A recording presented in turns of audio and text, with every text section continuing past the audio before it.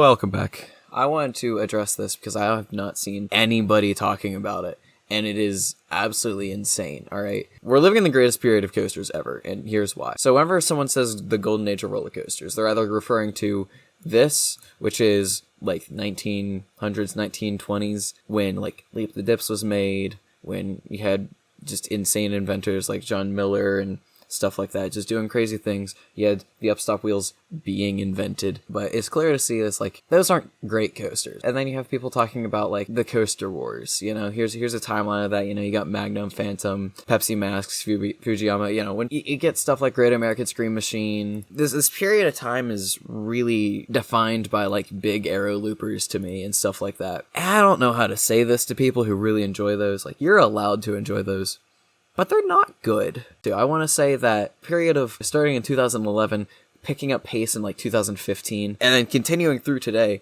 is the greatest period in amusement park history. And we are genuinely in an actual golden age of roller coasters, and it's something else. So obviously, Golden Ticket Awards for best new ride of each year. I'm using today's Golden Ticket Awards. I'll rant about that later. I don't need this to be like perfectly rigorous. I'm just trying to make a point. 2005 to 2010, even getting into 2011 a little bit. We don't usually hear people talk about them nowadays. Like, I don't know when the last time someone's mentioned Prowler is. Obviously, some of the best coasters ever made were in this period, like Voyage, Maverick. Some people like Hades.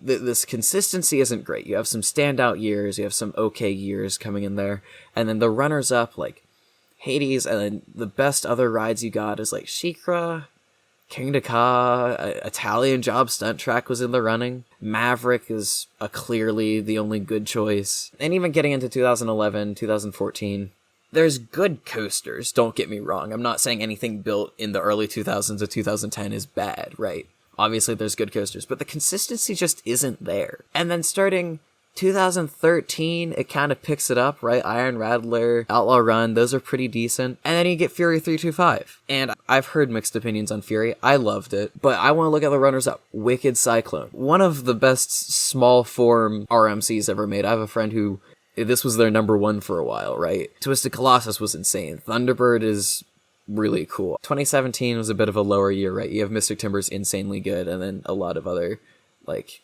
kind of out there coasters. And then 2018, this year was just unfair. You have Steel Vengeance, you have Time Traveler, you have Wicked Twister, Wicker Man, Twisted Timbers, Oscar's Wacky Taxi. Like, no one can compete. You see my point, right? And then even moving in to 2019 to 2023, it goes off the rails. Steel Curtain, Hagrid's, Copperhead Strike, Yukon Striker, Untamed, all of these really good coasters when they work. Velocicoaster, Candemonium Fly, Orion, depending on your political beliefs, Iron Gwazi, Wildcat's Revenge, like these are insanely knockout coasters. You can't go for very long at all without hearing people talk about these types of things. Like, these are frequently in discussion, partially because they're new, but partially because they're just really good.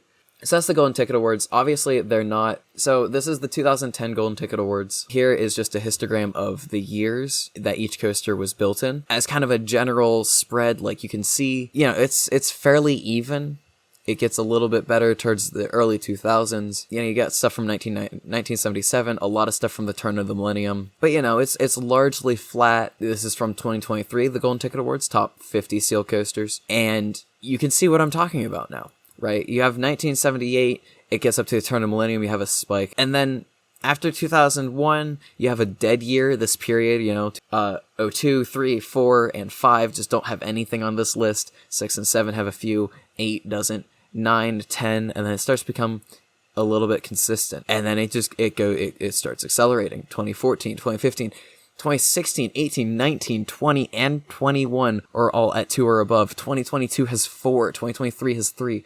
Like, this consistency is crazy compared to what it used to look like. Like, there's down periods and there's up periods, but now it's so consistent recently. The last 10 years have been wild for coasters for us. The best coasters in the industry are built so recently. So I want to talk about why that is.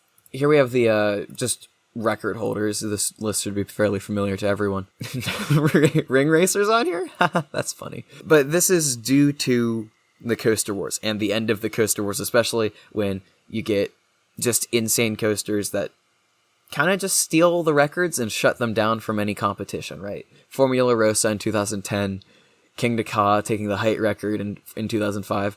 And then aside from some Giga coasters that are built, all of these coasters are built before 2010, after 2000. Like, this records page just represents the end of the coaster wars. I think that's very clear. They were unique, sure, but especially with like Top Thrill Dragster, Kingda Ka represents this really, really well, that like the layouts weren't particularly good. They were just going for these records. They weren't trying to make, the best rides, because that wasn't the marketable part. It was just getting the record. But nowadays, parks can't do that. The easiest way to get people to come into your park is to build stuff like the Ride to Happiness, right?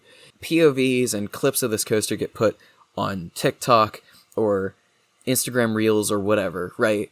And then you get people seeing this, and they go viral, and people think, wow, that looks insane, I have to ride that. And then now the park's goals are to build the craziest looking coasters so that people want to go to the park from the 20-second clip, the 5-second clip that they see on social media. And because of this, like, engagement-focused design philosophy for a lot of these coasters, we start getting good roller coasters. And it's like, this is truly a golden age. There has never been a time like this. There might never be a time like this again once it's all said and done. And it's crazy. And nobody talks about it. Everyone takes this for granted. Like, enjoy the coasters you got. Voltron. Like, for the past 5 minutes, I've been showing you these pictures of these coasters. Like, you know about them. You've heard about them. They're all built within the last 3 years.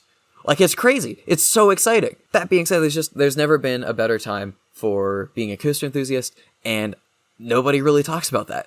Like, this is awesome. I hope this adds to this discussion. If you hadn't noticed, this is my first video. Like, comment, subscribe, do all that. I would love to talk to everyone in the comments about this as well. Tell me what you think, if you agree, disagree. I will see everyone next time. See ya.